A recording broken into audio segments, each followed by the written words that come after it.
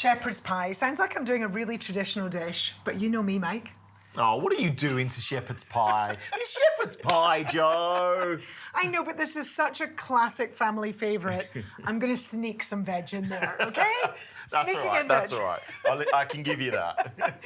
Now, shepherd's pie, I am going to use lamb mince, because there I am being traditional, Mike. So I am going to start sauteing my mince. If you could get chopping some of those sneaky veg for me, that would be great. What we're going to do is we've got onion. I'm going to get you doing some very small dice of my carrots. Yeah. We're going to grate some zucchini, finally dice the garlic. So, you know, this is a classic dish. Any dish, honestly, that you're using mince, you can sneak in all sorts of different veg, adding a whole load of different nutrients and antioxidants and so on, and I think adds flavour and interest to the meal. Now, I've got a really good non-stick pan here, so I actually didn't even bother doing any olive oil or anything into the pan because I'm using, although it's quite a lean mince, there's enough fat there in the mince that I'm not adding any oil yet at this point. So I just want to brown this mince.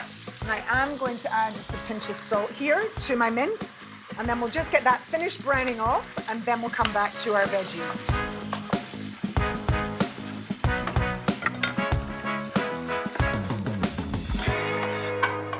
And then, now I am going to use some extra virgin olive oil straight into the pan, and I'm going to saute my onions and all of my different veggies. So onions go in, making sure you don't burn them, but they just kind of go nice and translucent. Let's go with the rest of the veg.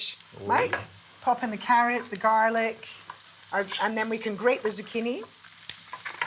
How about I do this, and you grate me some, this is teamwork. Teamwork. You know, that was the smart way of doing it, Joe. What do you want, grated zucchini? I did give it fun. I would like some grated zucchini, and then we're going to even sneak in some broccoli into my shepherd's pie. So I can do this.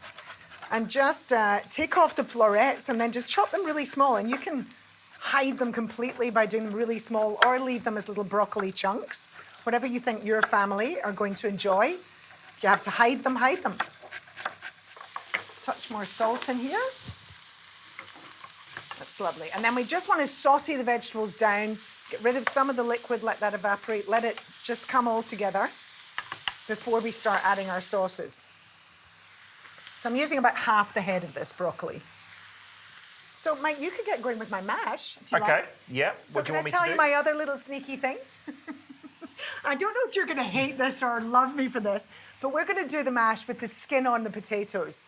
And that is because the fibre and so many of the nutrients and the antioxidants are in or just under the skin. So I have pre-boiled them.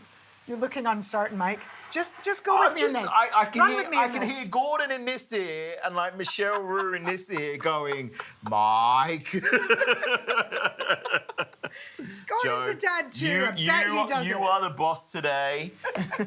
Some extra virgin olive oil. Yeah, a little bit of milk. Salt and pepper.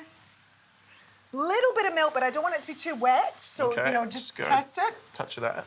And then a good grind of black pepper. I'll leave that with you. Yes, chef. And if you could mash that up. So think rustic style. I know you chefs love to puree it and sieve it and, you know, make it all smooth and creamy.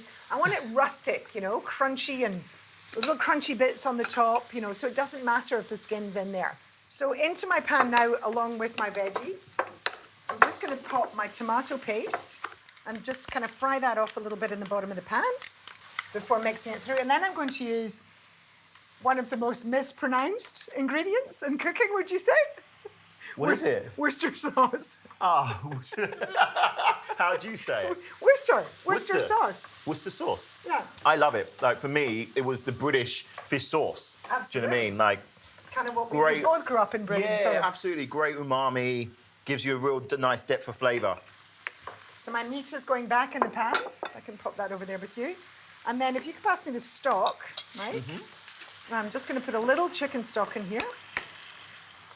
I don't want it to be too runny, but of course you want a bit of a nice gravy sort of sauce.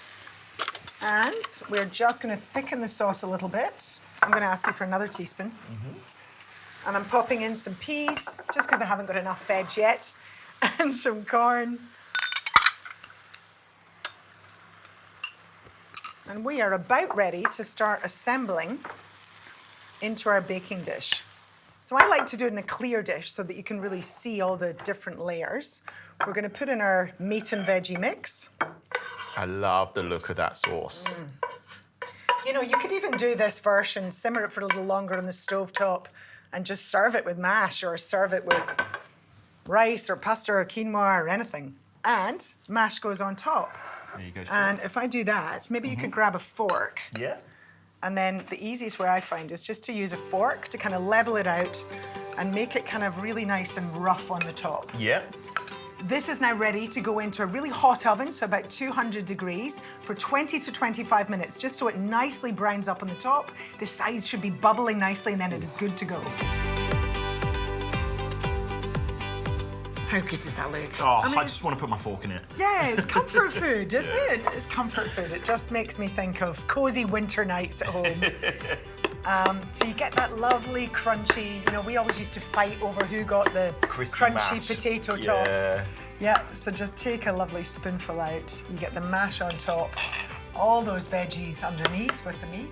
I love how saucy it is. There's nothing worse than when it's a dry shepherd's pie, but that is saucy and Yeah. juicy, so inviting. All right, mate, Thank you. dig in. I'm going straight for that mash. Sneaky veg, remember all those skins, the potato skins were into the mash and you don't even notice. But you're getting that fibre. I mean, it's delicious. Like, it's so juicy. The sauce is rich, really well seasoned. Oh, it's just perfect comfort food, Joe. Potato top with the skins in. I've persuaded you. You'll do it like this forevermore now.